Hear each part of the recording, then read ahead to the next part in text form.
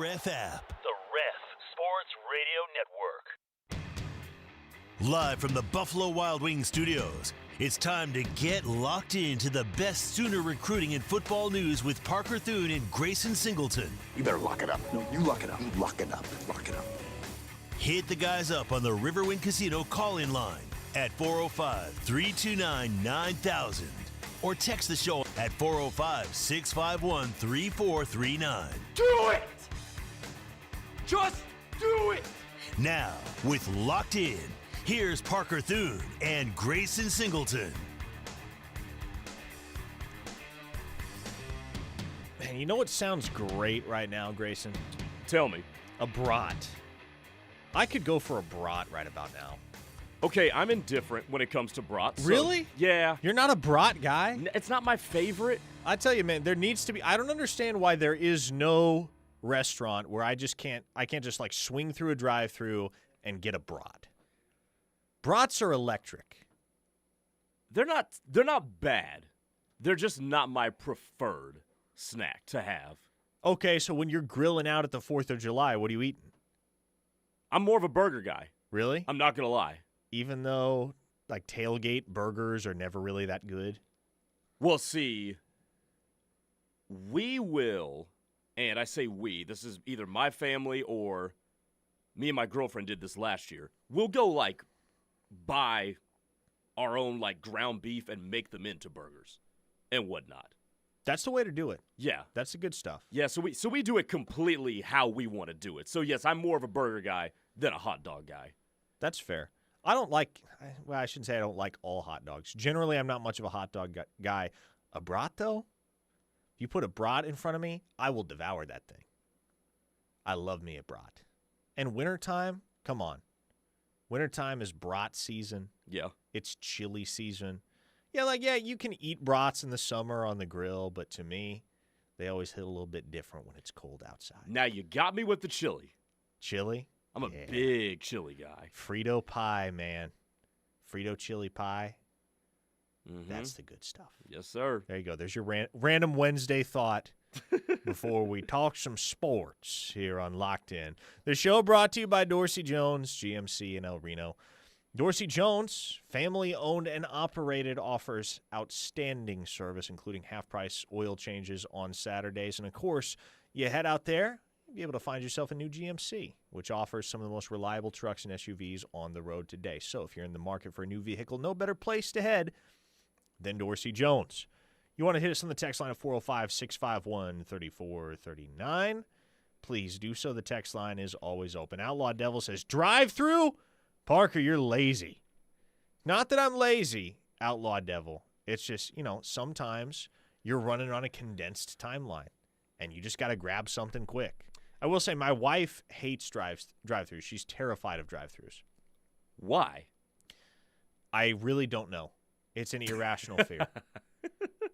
I don't understand what you would have against the drive-thru experience, as convenient as it can be. Have you called your wife's fear irrational to her face? Yes. Okay. Yes, I have. She understands it's irrational. Okay, I was going to say, how did that go over for you? Uh-huh. No, she's a very rational person, generally. She has one irrational fear, and that is the fear of drive-thrus. Don't ask me why. It's kind of bizarre. Just a little bit. Sooner in Austin says, is it Frito pie or Frito chili pie? I've always said Frito pie. Others will say Frito chili pie. Because if you don't know what Frito pie is, if you're not familiar with Frito pie conceptually, then, of course, if you just hear the Frito pie moniker, that's going to confuse you a bit. It's going to conjure up images that certainly are not just a bowl of chili with some Fritos either on the top or on the bottom. I always do Fritos on the top because they stay crunchy that way. That's how I like them when I'm eating my Frito pie. But, yeah, it's just a matter of whatever you prefer, given your vernacular. Kelpadirt says, must be nice to eat whatever you want. Forgot how to talk there for a second. Keep in shape, guys, or it'll get away from you and you end up on restricted diets and medication. We're going to do our best. I was going to say, we're going to do our best. That's the goal, my friend. Okay, let's talk sports. Big news of the day in college football. Dante Moore is coming back to Oregon, Grayson. Yeah. And this has enormous ramifications on the NFL draft outlook, for one thing, because it now becomes a two-horse race between Fernando Mendoza and probably Ty Simpson for QB1 status. But also, especially just having exchanged texts with a few folks that are in the know over the last few minutes, this is really going to drive the quarterback market in college football to an absolutely bananas level. Because let me tell you, the number for Dante Moore is way bigger than you think it is. Whatever you think it is, I guarantee you it is at least another $1 million higher than you think it is. We are talking about more money than any quarterback in college football has ever made before. Mm-hmm. Which, it's really odd to me that Oregon made the decision to unload the Brinks truck for an expenditure like that when they just brought in Dylan Raiola? Yep. So what is Dylan Raiola going to do? Is he legit just going to sit the bench a year? If Dylan Raiola plays this well, I tweeted this out just a couple of minutes ago. If Dylan Raiola plays his cards right, he can be the big winner out of all of this. Because I think a reset year is going to be so helpful for him. He can rehab, get healthy off the ACL, and then come 2027, is there going to be a guy who's going to have shorter odds to win the Heisman Trophy in 2027 than Dylan Raiola? I think he's going to be in the top 7 of that. So if he plays this well, I think he could come out with a very good situation. Now, it wasn't an ACL, was it? I thought it was a fracture. Oh, did he break it? I thought it was a fracture as opposed to whatever the catastrophic injury was. If he could take the year, rehab, and then back up Dante Moore, learn a little bit from a quality coaching staff, and then jump in there in 2027, I think Dylan Raiola can be probably the biggest winner here out of this development. And that makes total sense. Absolutely.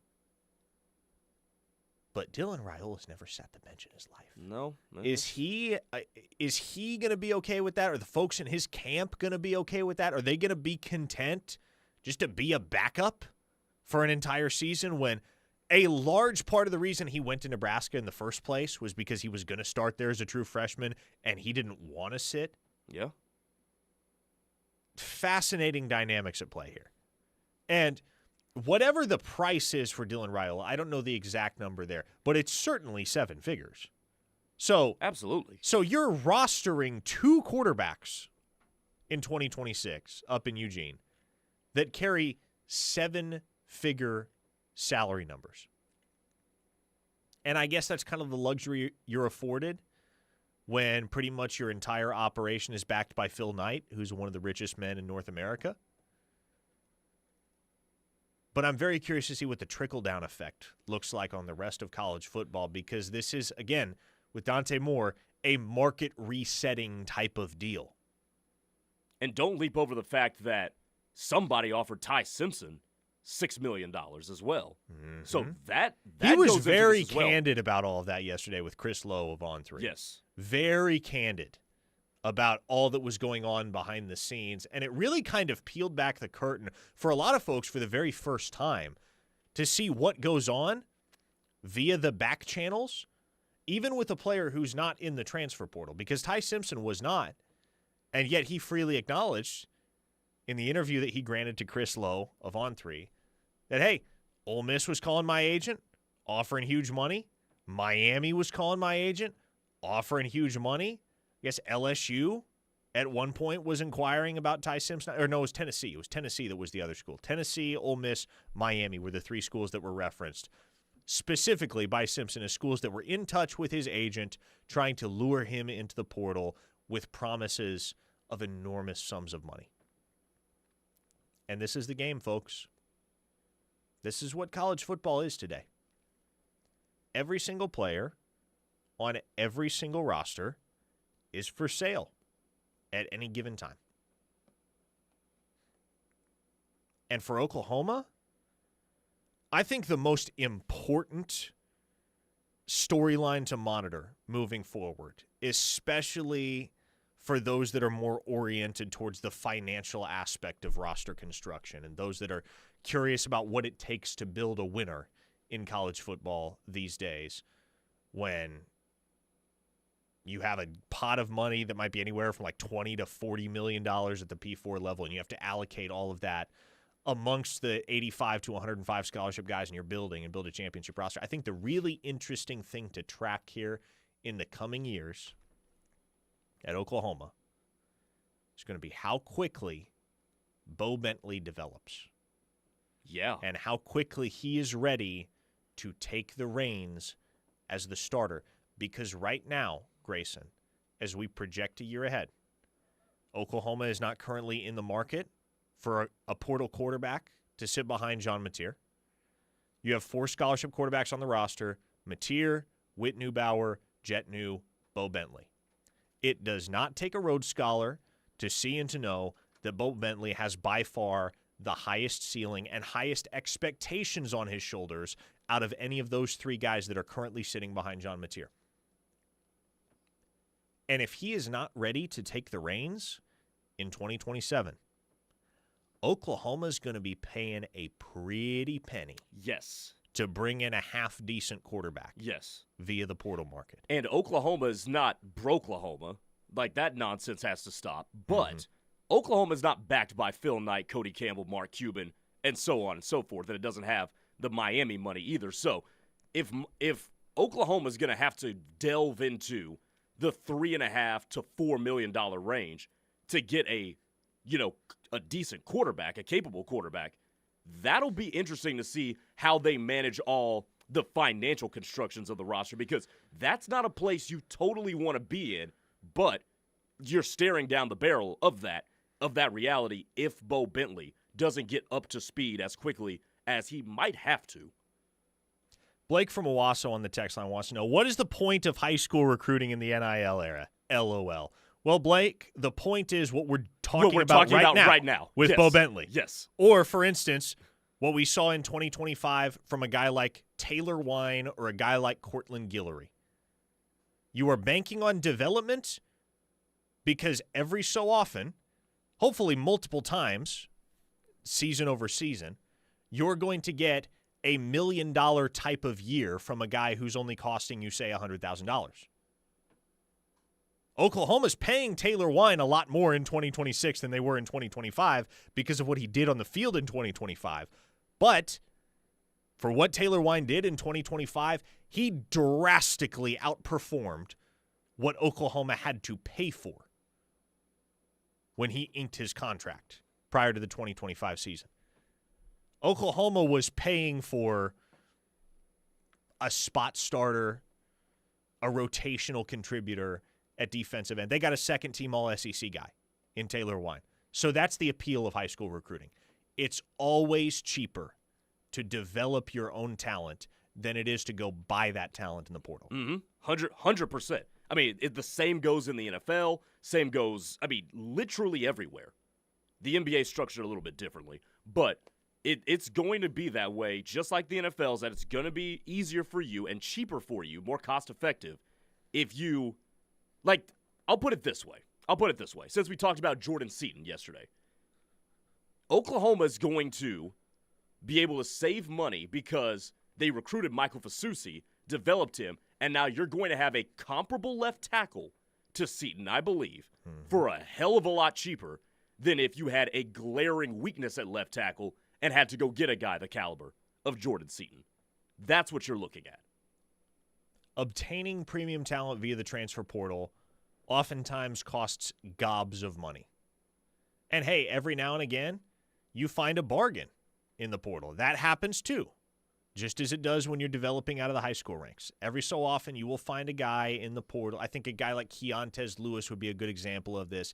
Even though his season was kind of sideswiped by injury, if you'd had a full season of Keontez Lewis, I think we all understand, that guy would have outperformed his valuation.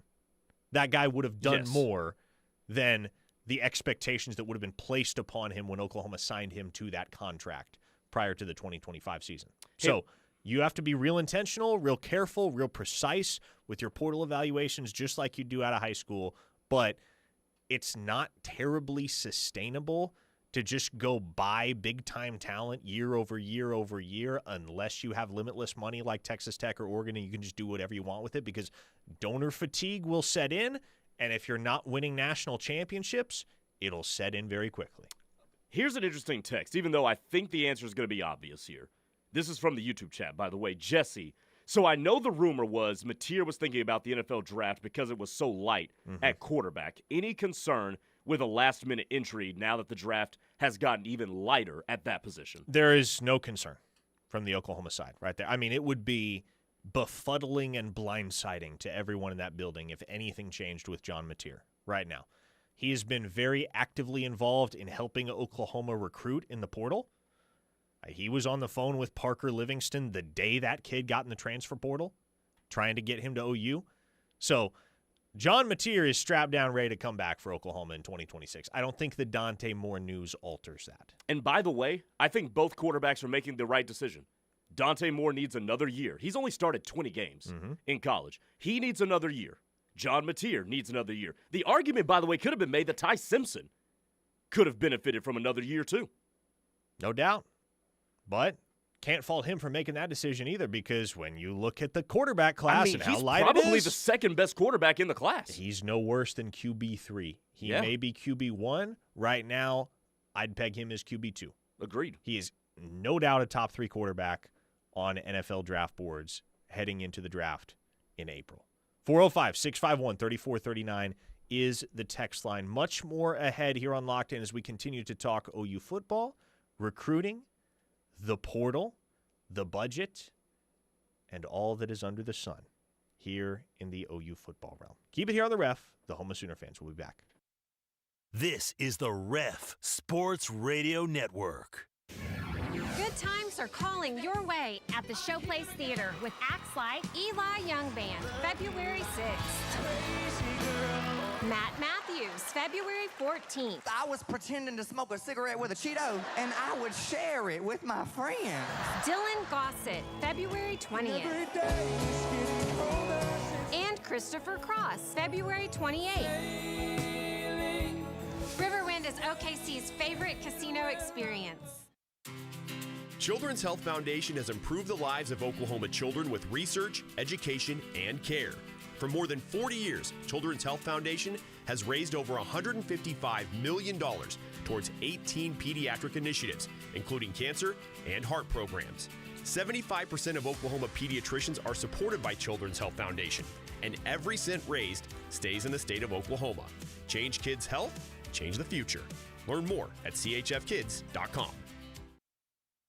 Entrepreneurs in Moore, Norman, and South Oklahoma City have an experienced business partner in their neighborhood. Moore Norman Technology Center's Workforce and Economic Development Team understands the challenges entrepreneurs and small businesses face every day. From building an effective business model to hiring the right employees and managing cash flow, Moore Norman's business development experts can help you move forward confidently and thrive, knowing that you have a skilled partner at your side. Learn more about Moore Norman's Technology Center by calling 405-801-5000 or visit us online at mntc.edu. With over 30 years of experience, the Schumacher Law Group will advocate for you and your family. Led by a former district judge, former prosecutor, and now your voice. Trusted experts in family law, power of attorney agreements, navigating the probate process, and wills. They can help you work through the complex issues with compassion and attentiveness to resolve delicate family issues. Schumacher Law Group. Visit lawgroupok.com. When experience matters. Hey sports fans, you cheer on your kids on the field, now give them a chance to shine on stage. At the studio of the Sooner Theater, our school year performing art classes are open for ages 3 to adult. From musical theater to acting, jazz, tap, ballet, and hip hop, and full-scale productions where your star can perform in the spotlight. Don't sit on the sidelines. Enroll now. Visit SoonerTheater.org or call 405-321-9600. The Sooner Theater, where every season is game day for the arts. Hey, it's Teddy Lehman here. Catch myself and Tyler McComas here on The Ref every weekday afternoon from 3 to 6 on The Rush. No one covers Sooner football like we do, and there's no better way to make sure you never miss a show than by listening in on the KREF app. We might even mention where you're listening from on the Ref Army Locator. If you don't have the app, you can take the home of Sooner fans anywhere you may roam on an iPhone or Android. Just search KREF in your app store to download the app and take the Ref with you everywhere. What do you get when you add 33% more service bays at your brand new state-of-the-art facility? same-day service with appointments. We can now offer same-day service to keep your Honda running at its very best. Plus, our service department is 100% indoors and climate controlled. This means you never have to sweat or get wet picking up your car. Call us today at 405-631-4444 or schedule online at eskridgehonda.com. Mike Steele here for Lasher Home Comfort Systems, your trusted home comfort experts in the Oklahoma City metro area. Tim Lasher and his team have more than 130 years of combined experience. They recognize a significant number of homeowners live with inadequate home comfort systems. They specialize in diagnosing your home system issues while providing more efficiency and reducing your utility costs. As an authorized dealer of American Standard, Tim can service your residence or business. Call Tim and his team at 405-579-3113. Lasher Home Comfort Systems.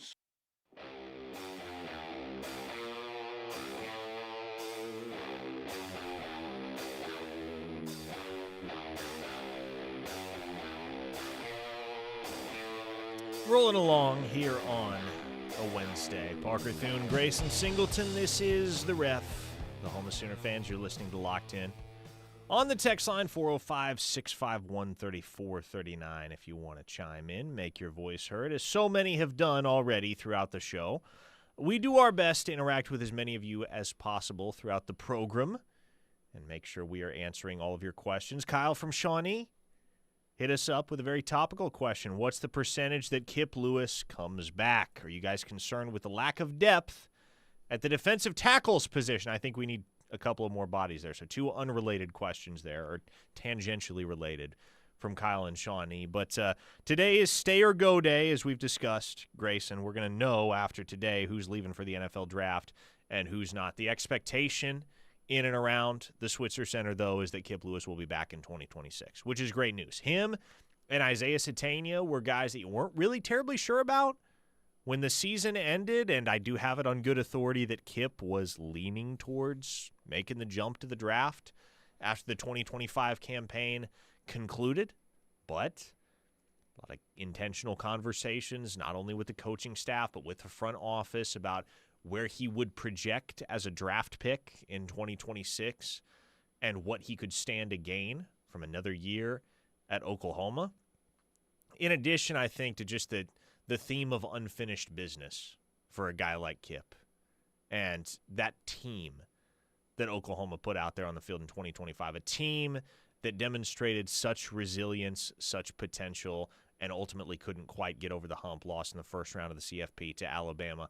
A lot of those guys have unfinished business on their minds coming back in 2026. So, yes, I do not expect at this time that you get any surprising early draft declarations from Sooners before the deadline hits. Kip, Satania, John Mateer, all three should be back. And I don't want this to get misconstrued as if I'm defending a money grab or something like that, but I do think the NIL era plays to the benefit of everybody involved in this situation. Because minus the ability to make money, I do think at least Satania and Lewis jump to the NFL. But you're able to come back, make you a little coin, and then also help out the team who greatly benefits from both of those guys coming back. So this to me is another example of the positive of the NIL and the revenue share, pay for play, whatever label you want to slap on it, type of era that we're in, because guys can stay in school, improve their draft stock a little bit more, don't forfeit their earning potential, and the university gets two really big key contributors back for another year. Ryan from Jacksonville on the text line says, let's pick up Nick Anderson in the portal. I bet he's cheap now. Yeah, the problem is if Nick Anderson were to come back to Oklahoma, Grayson, and I say this as one of the biggest Nick Anderson fans that there is, which I took a lot of flack for because I'm a pretty relentless defender of the kid, but I don't think he would start at Oklahoma next year. Probably not. Not with all that he's been through physically, all the injuries that he's sustained, and with the knowledge that you have Parker Livingston, Trell Harris, and Isaiah Satania cemented atop that depth chart, guys like Jermichael Carter and Emmanuel Choice and Elijah Thomas that are going to be chomping at the bit for a share of the snap count as well. The fit just doesn't make sense. Nick Anderson is going to have opportunities, I would think, to go somewhere and be a starter and be a wide receiver 1, wide receiver 2 type of guy, it's probably not going to be in the upper echelon of the P4.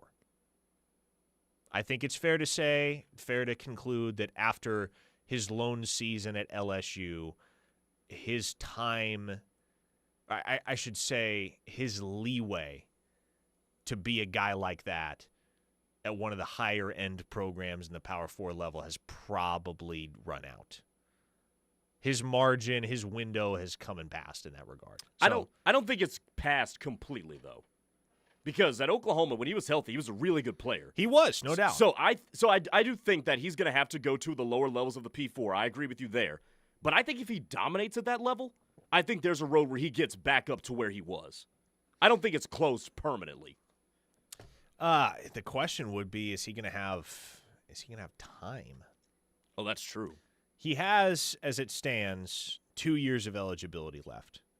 Redshirted at Oklahoma in 2022, obviously gets a medical waiver for the 2024 season. So he has 2 years of eligibility left. I mean, he's from Katy, Texas. I would think a fit at like U of H would make sense in my mind. Yeah. That's probably the level at which he belongs right now. Yeah. Given all that has transpired the last 2 years for him. But, man, what an incredible 2023 season he had. That's what I'm saying. Maybe that's all he ever has at the collegiate level. Maybe the entirety of the Nick Anderson highlight reel a decade down the road consists of plays from that 2023 season at Oklahoma. Man, he was a fun watch, and I still think that guy is in there somewhere. Which is why I don't get why I get why Sooner fans don't want Nick Anderson back with the current construction of this team. Like, that I understand. But I don't get why so many are so sour on him. I think it's because some believe he was sandbagging in 2024. And I guess you can't really convince people otherwise. You're not going to convince your heels are people. dug into that opinion. Exactly. Two-Star Christie said, Lebby loves him some former OU players. Maybe he can go to Mississippi State, which has basically become OU's AAA team thus far in the portal window. Yeah, kind of. How many OU transfers has Mississippi State landed? Zion Reagans, Isaiah Autry-Dent, and Kendall Dolby as well. So 3? Are there more than 3? Or just 3? Well, I mean, Brennan Thompson last year, obviously. Yeah. In this portal cycle, I think it's just those 3, but I guess there could be more. Here's the thing. I brought this up in the 12 o'clock hour. I think this bears repeating, though. When we talk about how far Oklahoma's roster has come in the Brent Venables era, I don't think anything illustrates this point quite as well as the reality that Oklahoma currently has 25-plus outbound transfers from the 2025 roster, and only one of them has landed at a G5 school. All the others found P4 landing spots. It's a really good point. KJ Daniels, who never played a snap at Oklahoma, is the only guy that has had to drop back down to the G5 ranks. Every other player that hit the portal from Oklahoma, every other player has found at least one P4 school that thought they were good enough to use a scholarship on.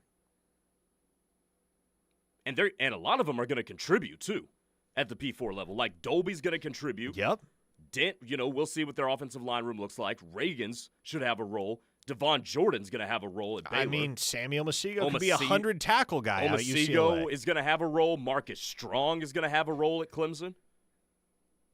That Brent and the staff, and then Jim Nagy in his short time here, have done an exceptional job of talent evaluation, roster construction, and at some point, there's just not enough snaps to go around. No, you're used to seeing guys in years past leave Oklahoma and have to dip down to the G5 or have to dip down to the FCS ranks or even the D2 ranks. Like, there were guys on scholarship at Oklahoma. Remember Marcus Hicks? Marcus Hicks wound up at South Dakota State.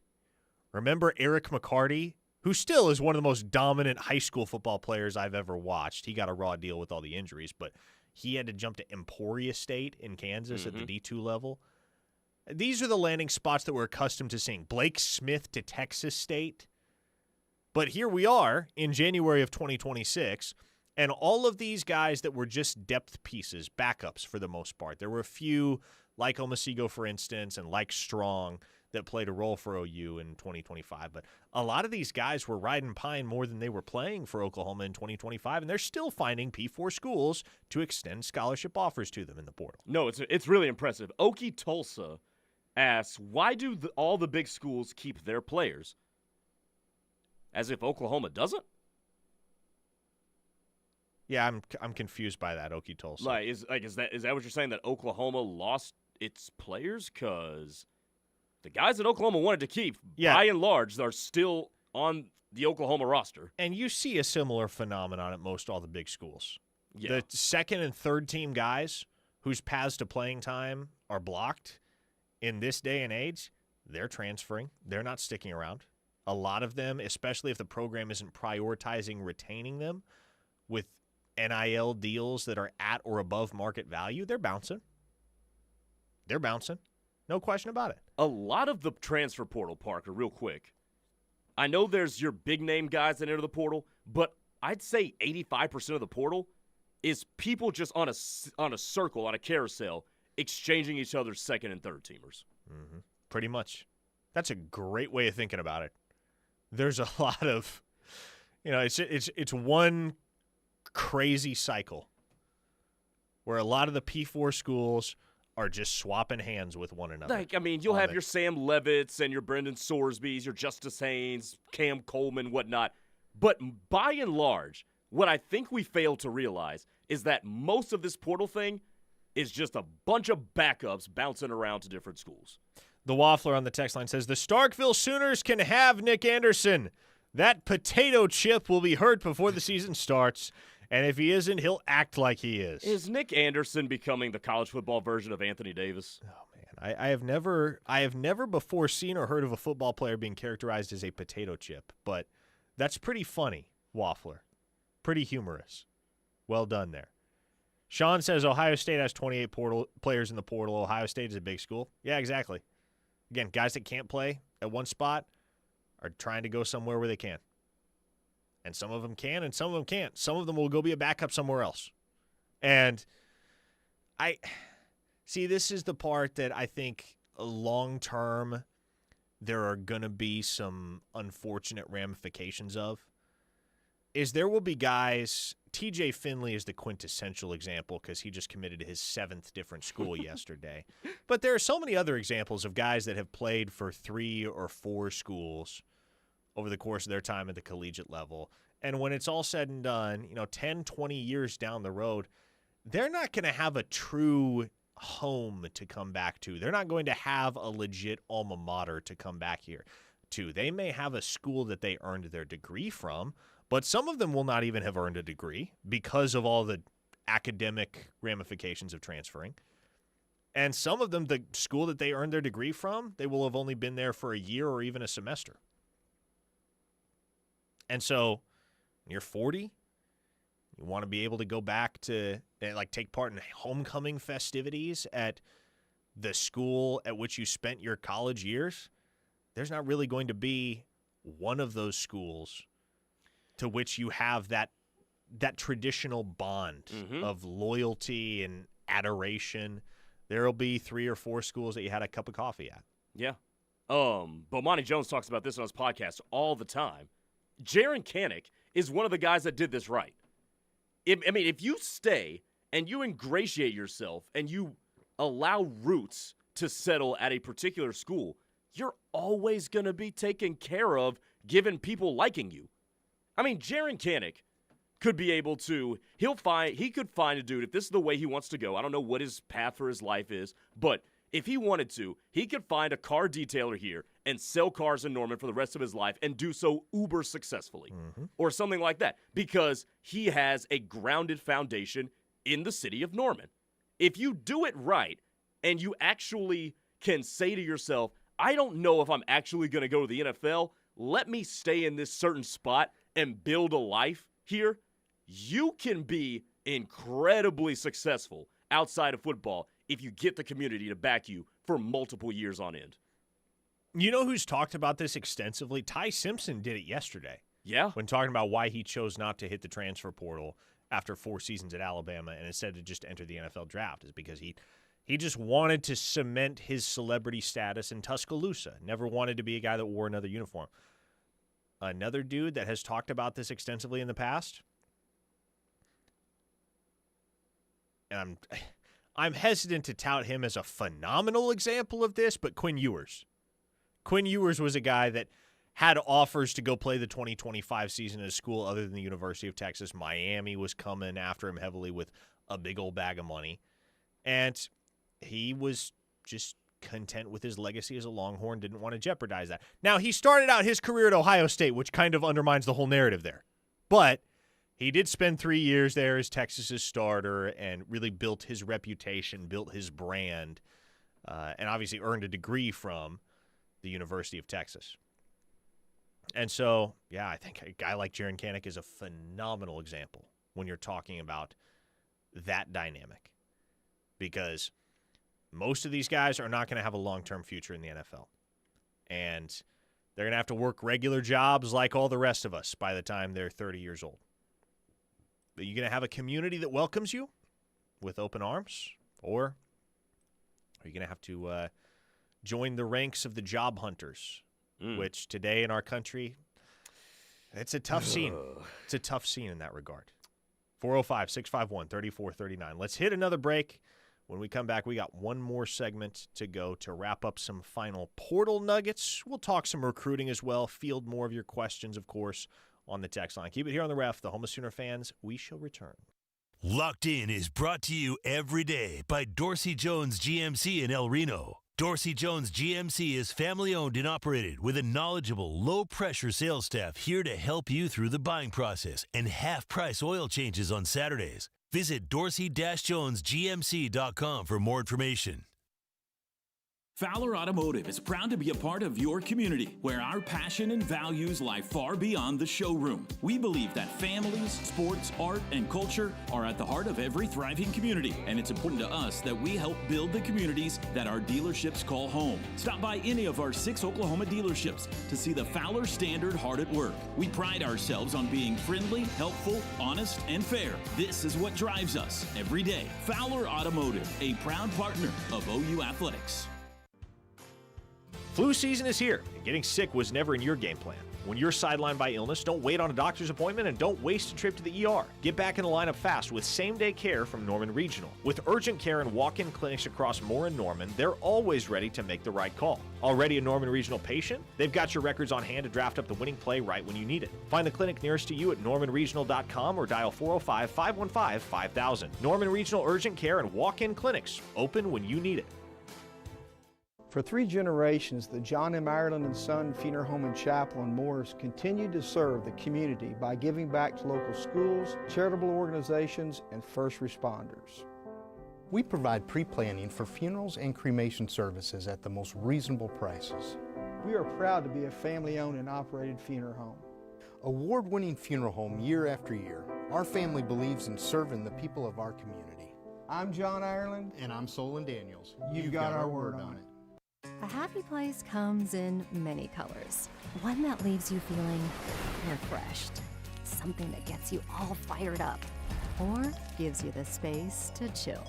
Whatever your color, bring happiness home with CertaPro Painters and make your happy place your home. CertaPro Painters. That's painting happy. Get started today at CertaPro.com. Each CertaPro Painters business is independently owned and operated. Contractor license and registration information is available at CertaPro.com. Happy New Year, Sooner fans. This is Ella Murphy. And Kira Wells with the reigning 7-time national championship OU women's gymnastics team. The start to our season is here. And season tickets are on sale beginning with our first home meet January 23rd. Another great way to get connected is to join the Team 10 Booster Club, which directly supports our team. It gives insider access to the team throughout the year. We can't wait to see you all at our meets. And as always, Boomer Sooner!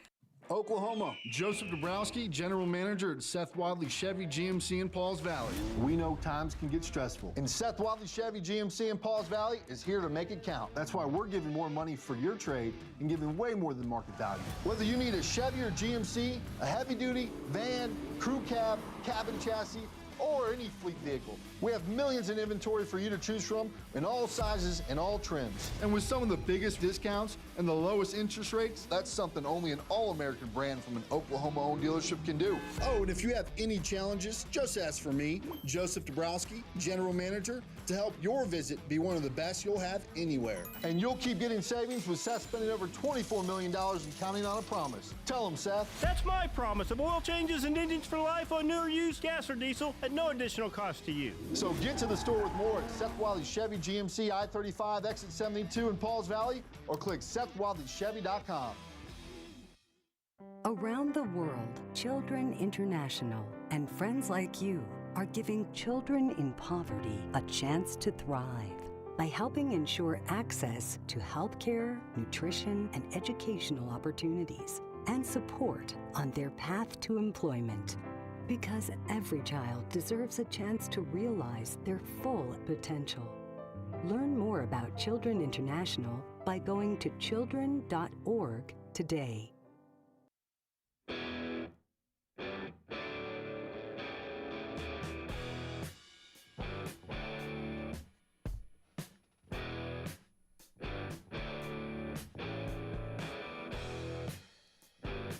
Final segment here on Locked In. Parker Thune and Grayson Singleton. Hit the text line. Let us know what you think at 405-651-3439.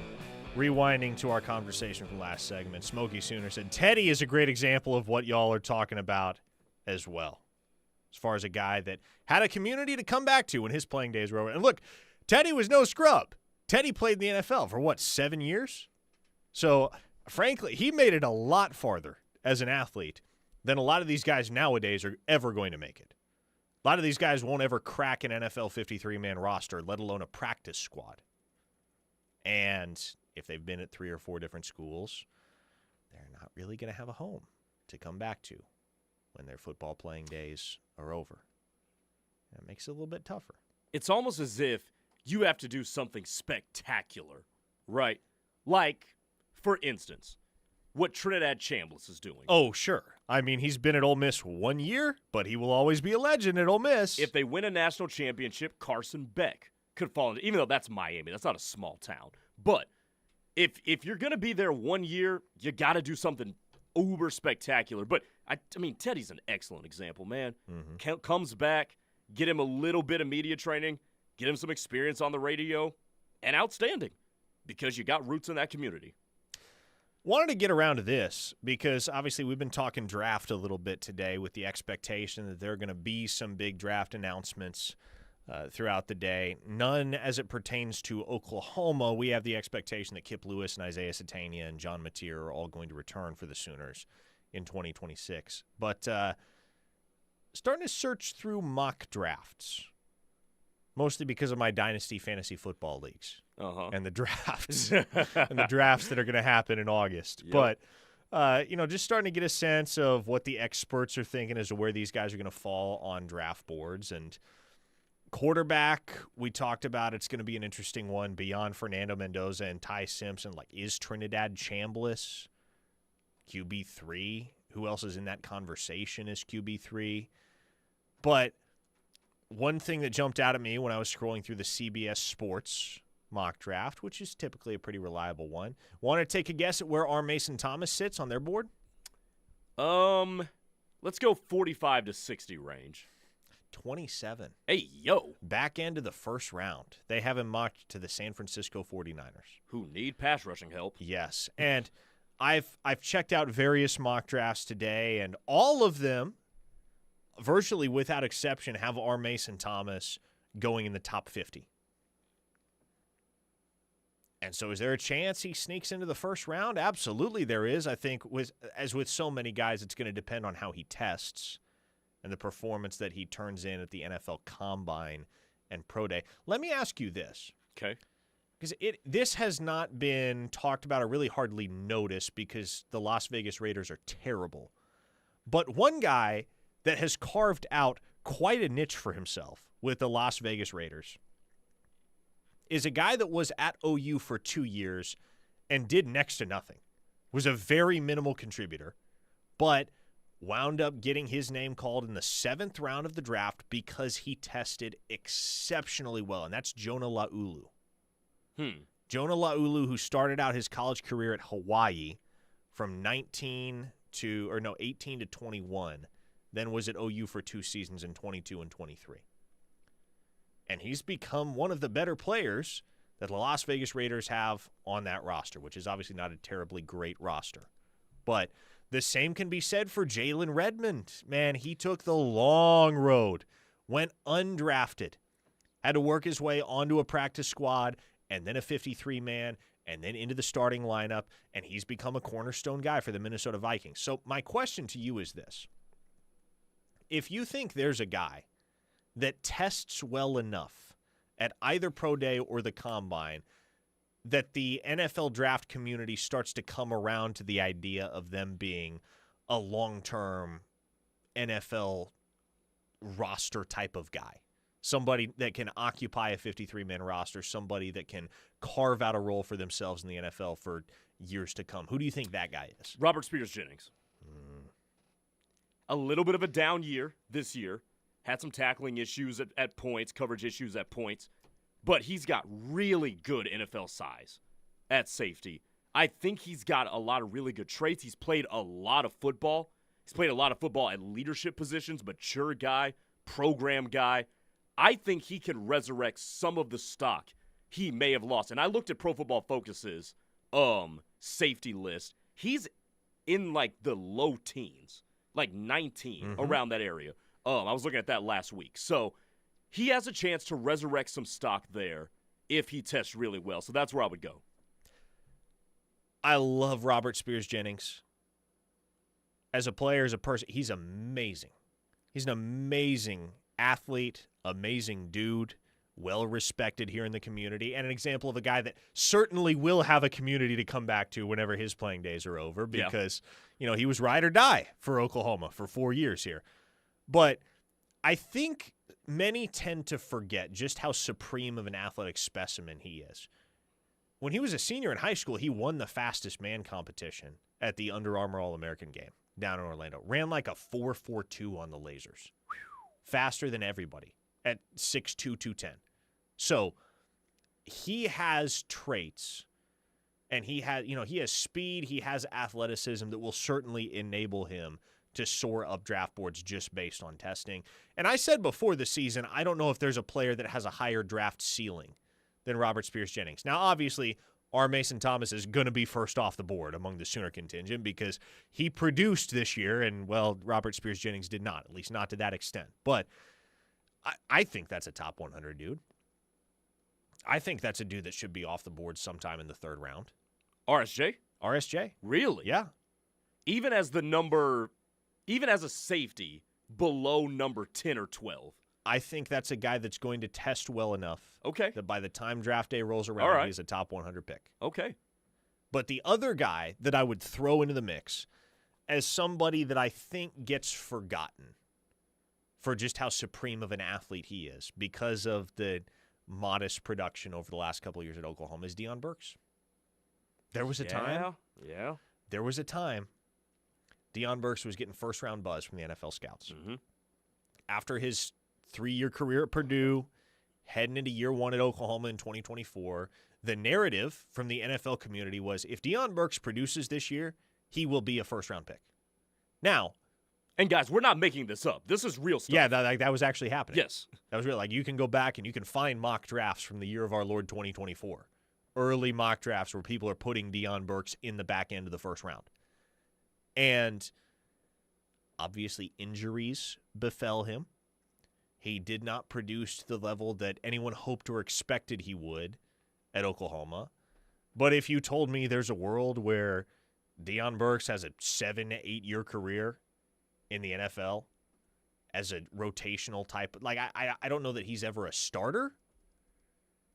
At least not unless a few things fall his way on the depth chart. A few dominoes fall in his favor. But I'm trying to think, what would a good comp be for a guy like maybe like a Khalil Shakir in Buffalo? That is a really Christian Kirk type of guy. Yeah.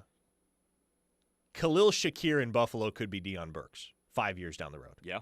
Where he's not on the field every snap, but when he is, he's a guy whose presence you have to account for, and he can contribute in the special teams department as well, which should increase his capacity to stick around on 53-man rosters, because guys with special teams value always are going to be more coveted by NFL front offices than guys that are just wide receivers. So I think Deion Burks, man, I don't know where he gets drafted. I think he's probably day 3. I don't know if he could test well enough to put himself in day 2 conversations, but even as a day 3 guy, that's somebody that could make a dent in the NFL as early as his rookie season if he lands in the right situation. But it may be the type of thing where he doesn't really emerge until year 3 or 4, like maybe a Parker Washington in Jacksonville has done, for instance. War Sooner says, is Burks a poor man's Tyreek Hill? No, we need to get away from that comparison. The poor man's Tyreek Hill in this draft class is actually Brennan Thompson, another former Sooner who's he may challenge that 40-yard dash record at the combine. I mean, look, I get the comp to Tyreek Hill because both he and Burks are built the same and move kind of the same, but no, not the same player. By the way, anyone drawing the Tyreek Hill comparison is definitionally a poor man's Tyreek Hill, because there's only ever going to be one Tyreek Hill. That's one special dude. And then another guy I wanted to loop into that conversation as well, I'm glad Cup of Dirt brought him up, is Jaren Kanak. Because I really don't know what he is at the next level. Is he a tight end? Maybe. Is he a wide receiver? If he trims some weight, I could certainly see a world in which he has long-term value there. Is he just a special teams demon? Is he the type of guy you roster because of the value that he can bring on the special teams units? And that's how he establishes his niche in the NFL. Maybe. I don't know. He feels kind of positionless to me as you're projecting him to the next level. We'll have to see where he settles in. But Jaren Kanak is a good enough athlete. Just a good enough raw athlete that he's going to get an opportunity somewhere. I don't know if he gets drafted. I don't know if he hears his name called, but he's going to be in training camp with somebody next year fighting for a spot on the 53. I do think, and he does strike me as a guy who's just a special teams ace for 6 years or something like that, and then you see beyond that. I can see it. I don't think he's an NFL tight end, but I do think he can make an impact on special teams because he's just a football player. Yeah. And a supreme athlete. You've heard me say this before, but the comp I keep coming back to is Jack Besh, a guy who made kind of a reverse transition from tight end to wide receiver. Right. Because he was fast enough. And he's a little bit plus size for a wide receiver in terms of the weight that he's carrying. But he's athletic enough and quick enough, he can make it work. And he just finished his first season with the Raiders. Didn't have a huge statistical impact, but nobody in that Las Vegas offense outside of Ashton Genty and Trey Tucker really did. They ditched Jacoby Myers midseason, shipped him off to Jacksonville. But I thought you don't watch this much NFL. I keep up. Okay. I keep up. I don't get a chance to watch as many of the games in real time as I would like to. Okay. Because I'm always doing something else on Sunday, usually writing a post-game column. But, yeah, no, I keep up. I was about to say, that's some ball knowledge over here dropping Las Vegas Raiders stats after this year. Listen, when there's ball to be watched, I will be watching it. Okay. Thursday night, Monday night, later in the year. You got games on Fridays and Saturdays. Sundays, during the season, my attention is typically divided. But if there's ball to be watched, it will be on the TV. I may not have both eyes on it, but it will be on. 3-star Glenn from Nashville says Kanak is a poor man's Taysom Hill. Oh, man. And do you think a Taysom Hill role is going to exist in the NFL? Is there ever going to be another Taysom Hill Probably type of guy? not, because it never translated to winning. Like where the Saints, they might have been good 1 year, maybe 2 on the back end of Drew Brees' career with Taysom Hill. But by and large, they weren't winning a whole lot of games with the whole Taysom Hill thing. I didn't realize Taysom Hill was as old as he is, but I guess it makes sense. He's been around a minute. Yeah, and he served a mission in college at BYU, and so he's 35, man. I think he's done. Right? Okay, he's retiring. I didn't think he was that old. Yeah, he's 35. He's 35. Oh, wow. It's kind of crazy. Kelly in Perry, Florida, last text. Guys. That's the first line of the text, just guys. Remember this, any player from Oklahoma that signs or is drafted by the Chiefs will play in the Super Bowl. Boomer. Well, we'll see what the future looks like for Kansas City. Is Patrick Mahomes going to be the same guy coming back from the ACL? We shall see. But they're not in the playoff field this year. Feels pretty wide open. And the playoffs are doing just fine. I know. It'll be fun to watch how the NFL postseason shapes up over the next few weeks. For today, though, for this show, we're going to call it a wrap.